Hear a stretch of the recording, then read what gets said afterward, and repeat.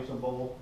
Address, the mailing address, where you want to get this. Now, nowadays, no one's going to send you a letter saying they want you for a position. They're going to call you, or they're going to email you. Back in the old days, you might get a letter. You might get a rejection letter, you know, after a big search or something like that.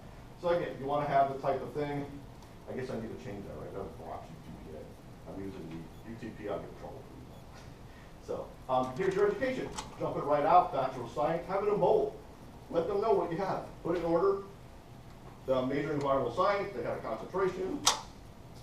Here, she wasn't graduating yet, so we put down the expected graduation date. That works. Many times people are like, wow, you know what?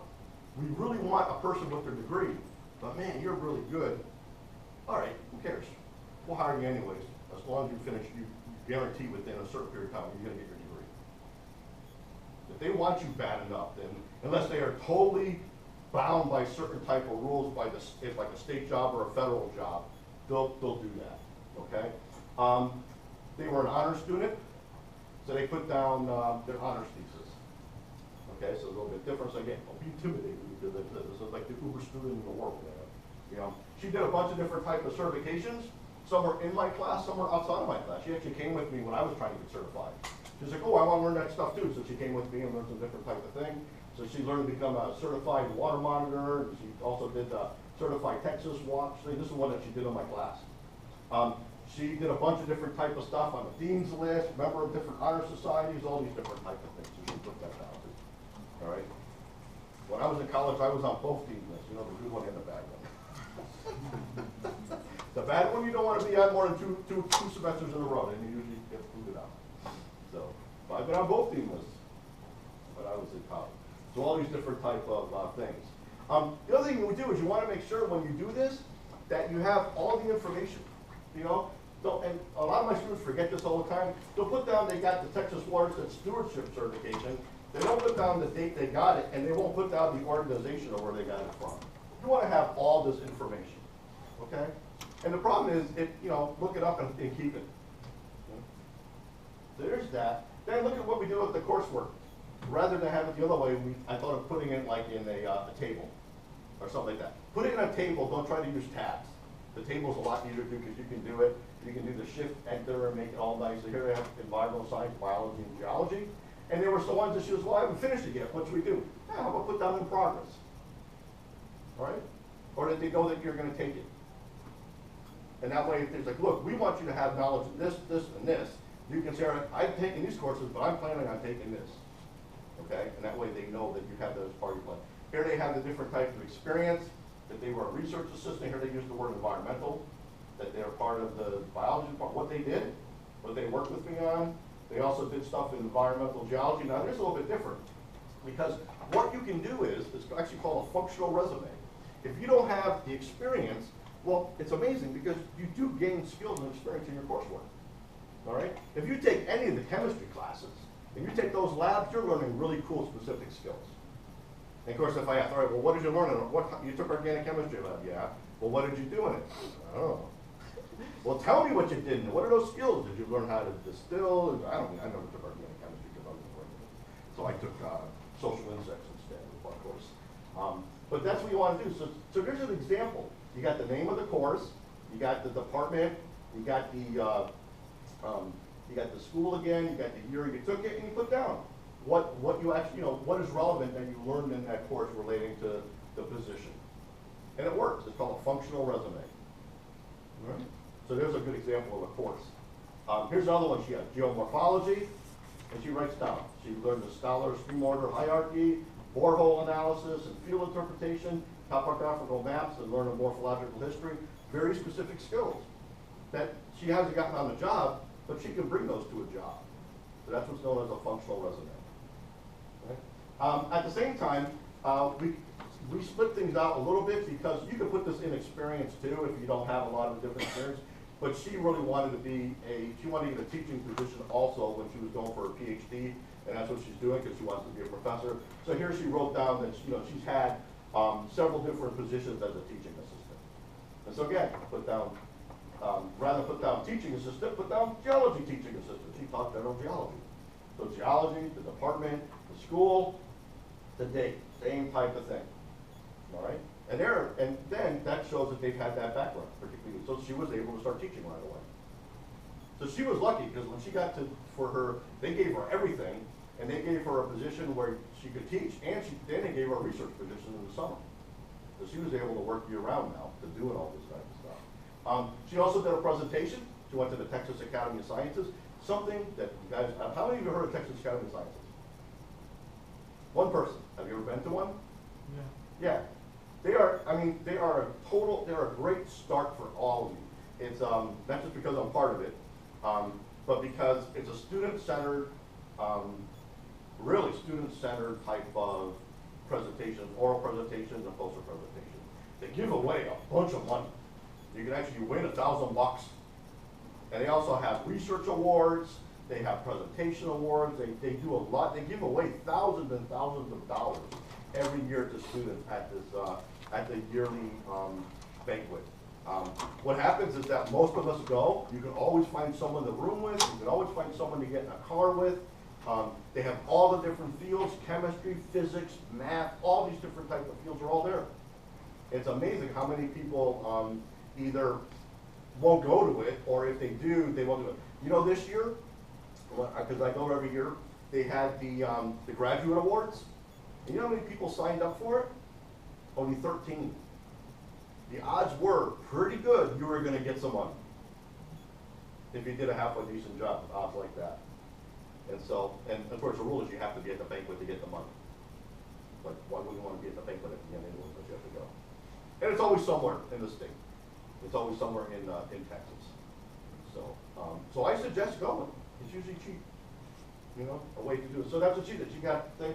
In fact, what she did is she used some of the information that she did and she changed it, and she got some more data and stuff like that. And she actually felt more confident where she went to a national meeting afterwards on her own. She got money and stuff like that to go to a national meeting and present more stuff. So here, you know, here's her name. She's a student with all. That's the way you kind of do it. Now, remember, the presentations aren't presentations in your class. That doesn't count.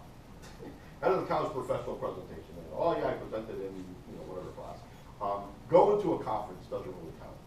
All right. A workshop, you could do something different with that. So if you complete a workshop or something. But I'm talking about where you've actually gone to a conference or some sort of thing. You can start here. We have a bunch of different ones that go on here throughout the year. All right. We have several different things that you can start off on. Maybe a good way to do is to do the STEM presentations or stuff that they do. Or the RISE stuff, or these other little type of, there's a bioethics one coming up now. All these different type of little ones, get your confidence. Then maybe try to do the state one with the Texas Academy of Science. Once you build up your confidence, unless you say, hey, well, I'm gonna go for it all the way. Go to a national conference and try. Just to kind of build up your resume, but also get that opportunity to discuss things. Here's her environmental science skills. These are different type of things that she remembered that she had learned in my class. And then finally, the computer was the real thing, which was ArcGIS, which is a very specific type of program. So, I've had people in even areas of education, becoming a teacher, all these different type of things, and actually found out it was pretty good. I've had several people that used this template that went to become teachers around the area, and they said, wow, Dr. Darrell, the people told me this was the nicest resume they've ever received. I'm like, really? It's nothing, it's just, there's nothing fancy about it. No, Frank, what it is very thorough, and I think one of the things I really, really like about the presentation now is that you're giving them ways of putting in all of their skills, and they don't realize that they have all of this stuff. Oh yeah, yeah. So it's a wonderful marketing tool, and it's very, very clearly laid out. Yeah, it works. I've had people come back and say, yeah, you know, I've had people, so it's a good thing to start, and it's going to be dynamic. It's going to change all the time. You're going to constantly add to it. You might even change the wording and some of the things in it, depending on what you're applying to. Okay? So it really works. So what questions do you have? Yeah? If it's more than one page, do you recommend being double-sided? No. I double-sided just the same thing. I don't recommend you double-sided. Yeah. I don't think we ever get double-sided resumes. Don't do it. Don't do it. Yeah, don't do it. I was telling professors are cruel, and researchers are cruel, and scientists are cruel to each other. Any type of excuse to laugh at a person's work, they will, you know. Yeah. Is it better to try to fit all of your skills and qualifications on one page? No, you can, if you gotta go to another page, go to another page. I mean, you wouldn't wanna break it where, you know, the problem some people do is that, they will say special skills in this, and they'll put this on a separate page. You don't wanna break the headings with the information, you wanna keep it together. So what's a good spacing? Because sometimes we're trying to get everything to fit on one page and we squash it all together. And Don't it's do like- it. Don't do it. Yeah, do more pages.